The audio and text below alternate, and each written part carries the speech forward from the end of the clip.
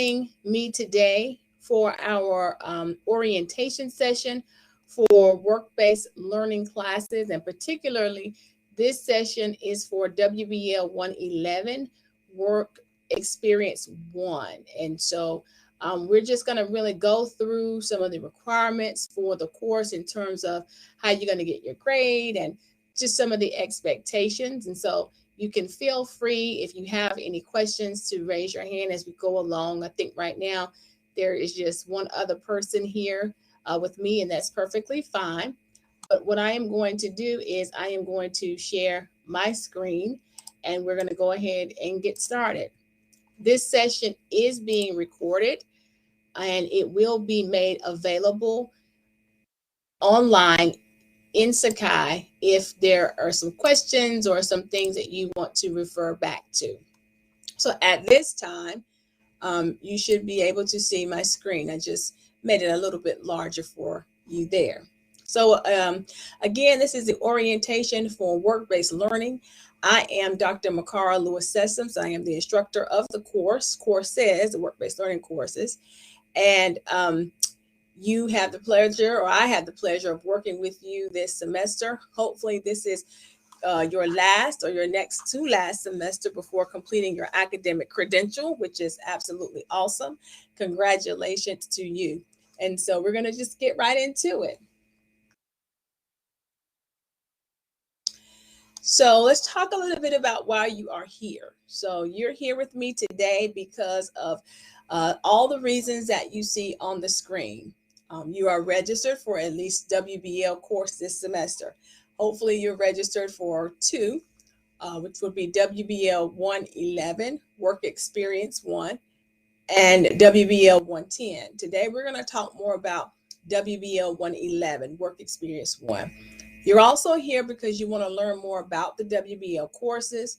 It says to receive your workbook, but you won't receive it because it's already been uploaded in Sakai, but we can go over any questions that you may have about the workbook. Also to hear information to help you be successful in the course. And of course, to ask any questions that you might have. So just as a quick overview, there are 3 work-based learning courses offered here at Durham Tech. The first course is, you see on the screen there, is WBL 110. That is the course that is totally online. And in that course, we'll talk about things that will be beneficial to not only help you gain employment, but also to maintain employment. We'll talk about certain things such as your resume, interviewing. We'll actually have a session with our career services director. We'll also be talking about how to meet employer expectations, your employability skills, and the role that they play on your success, and all things that kind of help you make that transition from school to work. Then there is WBL 111 and WBL 121. And WBL 121 is a course that is primarily taken by students who are enrolled in our culinary arts and hospitality management courses.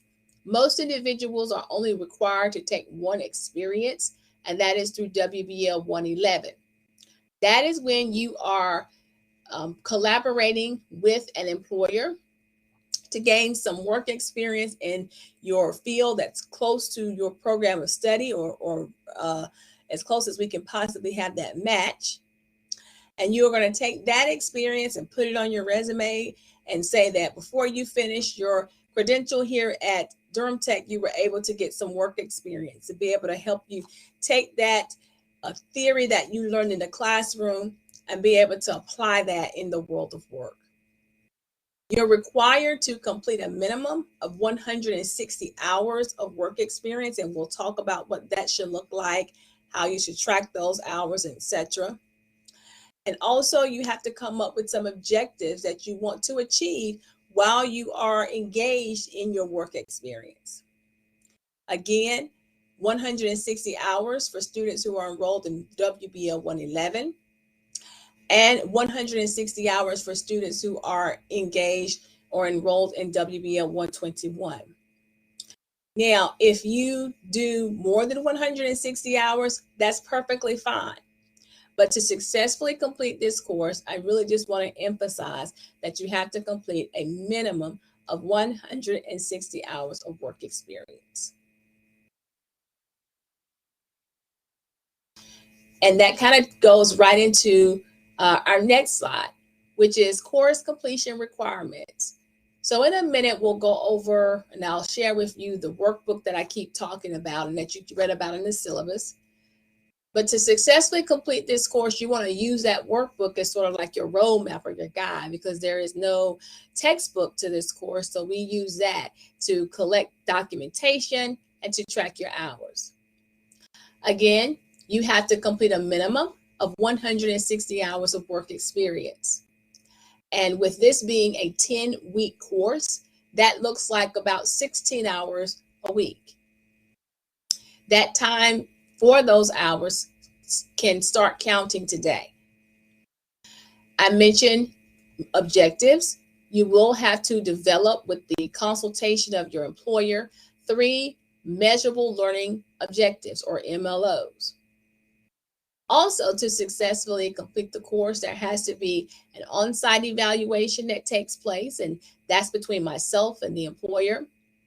You will complete a midterm evaluation, a self-evaluation, and at the end of the semester, your employer will complete what we call an end of the term evaluation. The end of the term and the on-site evaluation are key to your success because they make a combined total of 70 points worth part of the grading rubric for the class, and we'll talk about that. They're also very key and weighted very high because I am not on site with you, or even if you're working with remote, I am not there and don't have access to those files. That's between you and your employer. So I rely a lot on what your employer has to say about your work experience and the way that you progress in order to get your final grade. So let's talk about the steps that are required to complete that workbook. As I mentioned, you have to complete 3 measurable learning objectives, and those are sort of like your goals. So start thinking about 3 things that you'd like to accomplish this semester, 3 things that you want to work on becoming better at. And the reason I say you think about that is because you have to talk with your employer to see if you're able to even do these things, right? Because the employer is going to be able to guide you into what those objectives should be. Certain equipment you may want to work on, you may not have access to. Because again, remember, your employers are very aware that you all are students. So you want to make sure that you consult with your employer to make sure that the things you want to do, you're able to. Also complete the initial forms, and you will submit those copies of those initial forms. That's what I call the first week's forms, so to speak, to me. And we're going to go over the workbook so that you'll see what those forms are. But they are the 3rd page in the workbook, which is really like a data sheet, just kind of gives some basic information. Pages 4, 5, and 6, those are the agreements, and we'll look at those. And you have a release agreement, and you also have a work agreement between the college, yourself, and the employer. And as I mentioned, you're required to complete a minimum of 160 hours of work experience. And this time has to be verified or signed off on those timesheets by your employer. And be sure that all evaluations have been completed. I will keep the on-site evaluation because, again, that's something between myself and the employer. But that end of the term evaluation, you want to make sure you get that completed. So let's talk about the MLOs. Again, the purpose of the MLOs are to provide the students or provide you all with sort of like a guide as to what you want to work on. Help you to, think of a goal that you want to, or goals that you want to accomplish while you're working there. The MLO should be sure to clearly describe what it is you plan to accomplish while you're working during that experience. You may notice in Sakai that there are two MLO sheets. One is marked new employer. The other one is marked current employer or current job. Reason is, if you are conducting your work-based learning, and I'm not sure if we have anybody on the line who's in this situation, someone who's conducting their work-based learning where they are currently doing their job, then what we want to know is if you've been there for a year or more, what are some new things, new experiences you like to do? Now, if this is an opportunity or a place that you've never worked, or even if you have worked there, but let's say you're in a different department or a different area in order to complete your work-based learning, then this would be what we consider a new job or new employer, and you will complete that form. And we'll look at the differences between the two. MLOs are sort of like SMART goals. So if you've taken any ACA classes or a college introductory class or just any class that helps you with goal achievement, you may have heard of the term SMART goals: specific, measurable, achievable, realistic, and time bound. Well, MLOs are very similar in how they should be written. First, we want MLOs to be time bound. So you started out by saying how long you think it's going to take you to complete this objective. And then in the middle, you describe what it is you want to accomplish. And then what we like to know is, how do you know that you accomplished that thing? So in other words, how will it be evaluated? And so I have an example there as to what that might look like.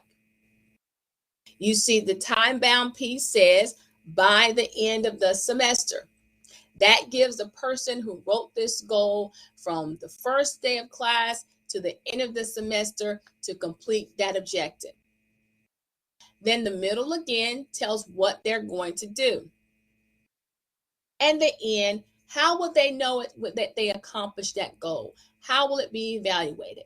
I mentioned earlier that I rely a lot on the opinion and the experience of the employer with your progress. So it's going to be the employer who's going to help evaluate your progress on those MLOs. So make sure your MLO is time bound. They describe what it is that you want to accomplish and how that's going to be evaluated. Now, the fun part. Let's talk about how you're going to record your hours. As I mentioned, each student enrolled in work-based learning is required to complete a minimum of 160 hours. In the workbook, there are timesheets that will be used to document these hours. Yes, even if you are clocking in or have another documentation system that you use with your employer, you are still required to complete the timesheets in the workbook. Each week, those timesheets must be signed, and you must submit those timesheets via Sakai at the end of each week. And the reason I put week in quotes is because our weeks for this class run from Wednesday to Wednesday. So what that means is, even if you're working Monday and Tuesday, fine, great, still include those hours. But I collect assignments on Wednesday mornings for this class, and all the classes really, but Wednesday night at 11:55 p.m. So your timesheets are due every Wednesday at 11 or by 11:55 p.m. So most of the times you'll see that when things are going to be due. If it's not, or if I make a change, I'll be sure to note that and give you all an alert.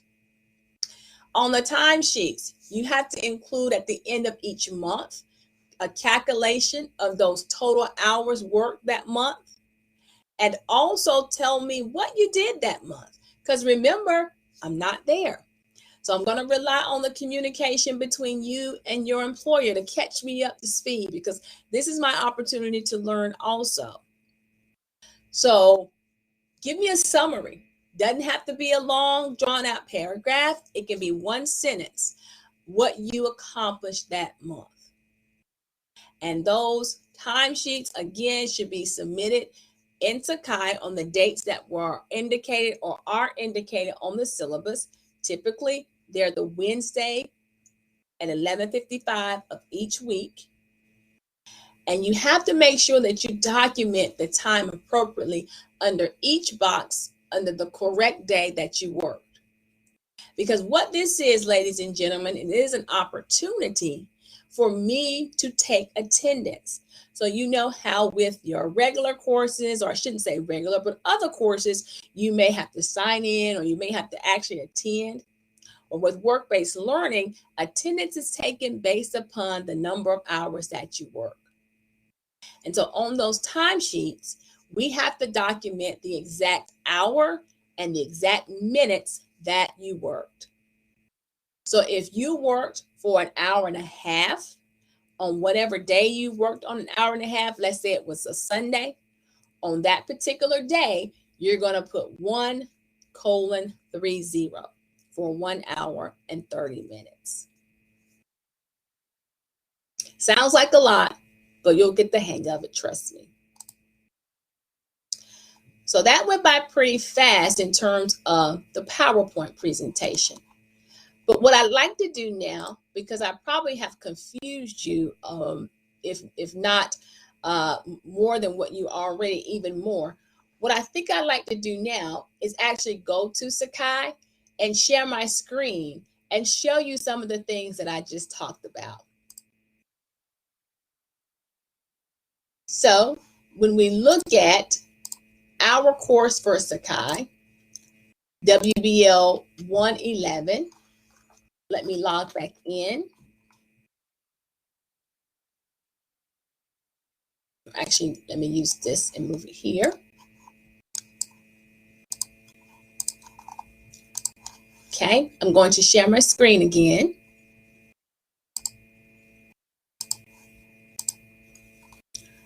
And make it a little larger. There you go. So you're looking at my screen and what I see when I log in. Let me go as if I am a student to your view.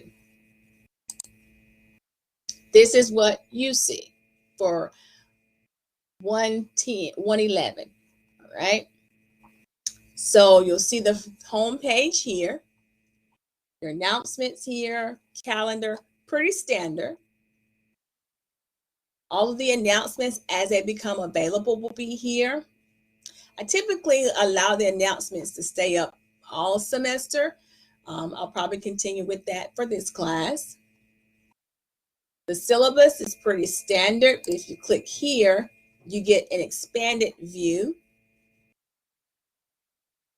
Now, with the grade book, what I will tell you is that I don't typically use this traditional Sakai grade book to record grades, because this is not really until the end of the semester that you're graded on the course.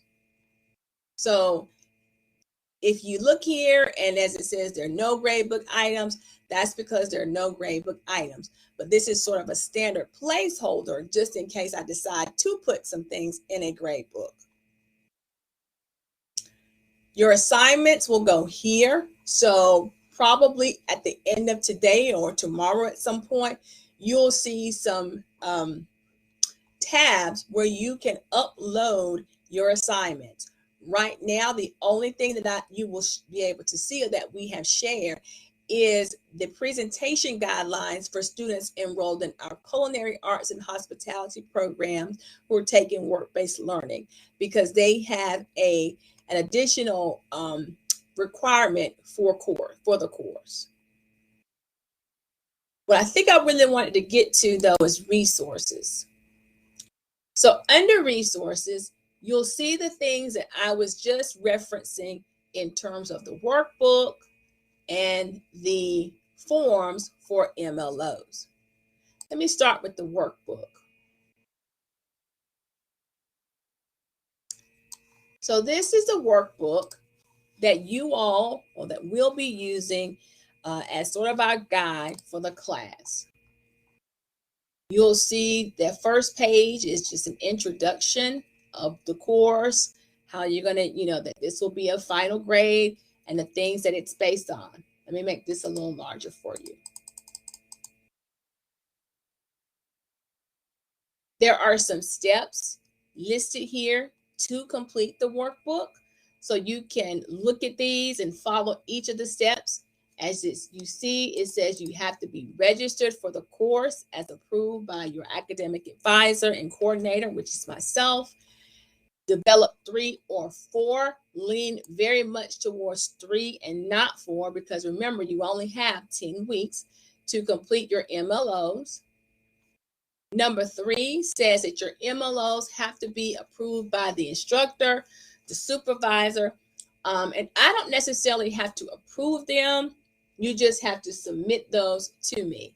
And the deadline for you to submit those MLOs to me is listed in the course syllabus. But let me just emphasize it here for you all. June the 1st. Now, I realize that some of you all may have not started your work-based learning yet and may need some extra time.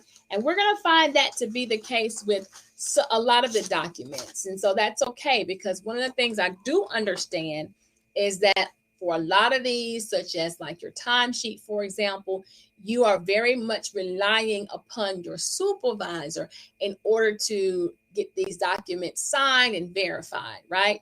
So I won't hold it necessarily against you. I won't hold it against you at all. Let's just make sure we stay in communication about this. But the deadline that I would like to have these June 1st, and that's next Wednesday. Then number 4 talks about those initial forms that I just mentioned in the slide, pages 3, 4, 5, and 6. We'll take a look at those. We'd like to have those returned also by June the 1st, and especially that first week's timesheet, because that again is how you stay in the class and we track your attendance. 5 and 6 are pretty standard. I talked about those evaluations. Make sure you get those done, and then make sure your employer signs the timesheets. And the last day that this workbook and these documents are going to be due is July 27th. So again, this is a 10-week course. Some of you all might be enrolled in 8-week courses. This one goes a little longer. So here is page 3, where you will put some information about yourself, about your supervisor, where you're working, so on and so forth. It's pretty self-explanatory there. This is the work-based learning agreement. You will take a look at this. It outlines, as you can see, the college's responsibilities, the employer's responsibilities, and students' responsibilities. You will sign and date that, and your employer will sign and date that, and then you'll upload this to Sakai. You'll see again, there will be a place for you to upload this. Any place where you see faculty coordinator, that is referencing myself. And so with that in mind, there will be places that requires or is calling for a faculty coordinator signature. I will do that at the end of the semester once we've got all the documents gathered. This is the release agreement, which is page 6. So you'll take a moment to read through this and then sign this at the end. About midway through the semester, in fact, the actual date is June 22nd, you will, by way of email or Sakai actually, complete this midterm evaluation worksheet. So you'll complete this to give us an update on how well things are going with your experience. You'll talk a little bit about your assignment, and do you think that it's going to help you to meet your career goals? I'm certain that you will. And then give us a rating right here at the middle of the semester about how you think your assignment is so far. You'll sign it and you'll date it, and you'll upload this into Sakai June 22nd by 11:55 p.m. Now, this is one of those evaluations that I was sharing with you earlier that is a part of your final grade. It's 35 points. Remember, there are two. There's one that I will conduct with the employer. We still call that the on-site because there's a possibility that I will go to your site. I have not done that in 2 years, so I'm really excited about the opportunity to safely do that and go to some of these sites. If not, then I'll just do that as I have been, which is virtually or over the phone. But this is this other one that's worth 35 points, which makes up to 70 points of your final grade. So you get to see up front all the things that your employer is going to be rating you on. So these are kind of the things that you want to make sure that you're very careful to do well on. And I know you will. Then you get a chance to evaluate yourself and evaluate the experience at the end and let us know in detail how you feel you succeeded with your objectives. Also, you'll have an opportunity to say, was there something that was significant job-related learning that maybe you didn't include in the objective? So maybe there was something that you learned that you didn't expect to learn, right? That happens all the time. So you'll go and through this and rate yourself. Now, this is a timesheet, all right? So you can see now by looking at how each one of these days makes up a week, and there's space here for you to put the time that you work in hours and minutes on the timesheet. So it even says WBL hours should be documented based on the student's time at the work site. The time should be documented in actual hours and minutes. So if it's 5 hours and 13 minutes, put 5:13. And whatever day that you work. At the end of the month, you're going to come down here and total up that time. Sign. Have your supervisor to sign it every single week. And this is where you're going to put that summary that I asked you for of the task. So as you can see, there's not a lot of space there. I mean, this is really a Word document. However, we want to keep the space small because we don't want you to have to write, 2 or 3 paragraphs. Just give us a quick summary, like I said, one sentence of something that you did that you really want to shine and really want to highlight at your work experience this semester. So there's a couple of sheets there, a few for you to do that. And you'll also see included here how you get your final grade. So I've been talking about this 70 points, right? Here you'll see supervisor's evaluation, 70. That's the on-site and the end of the term. Your workbook submitted on time, July 27th, and completed, worth 10 points. And then completion, of your hours, 20 points.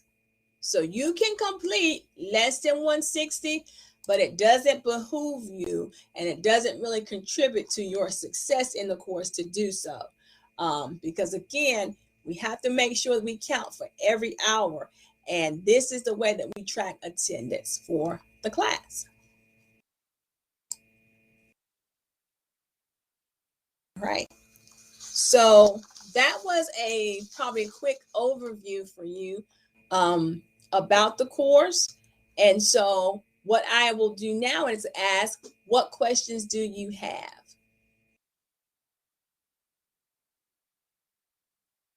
Hello? Yes, Matthew. So I'm assuming you said in your email that an employer would contact me. Mm-hmm. I'm assuming that's by like email. Yes. Well, Okay. Did you put your phone number on the resume? I can't remember, but if you did, they'll contact you by email. Mm-hmm. But they didn't say for sure, but they should be in contact soon. Okay. Did you have any other questions or anything about the workbook or anything that's due or expected? The expectations of the course? Um, Not particularly. Okay, Also, yeah, I checked the resume and my phone number is included great. in the email.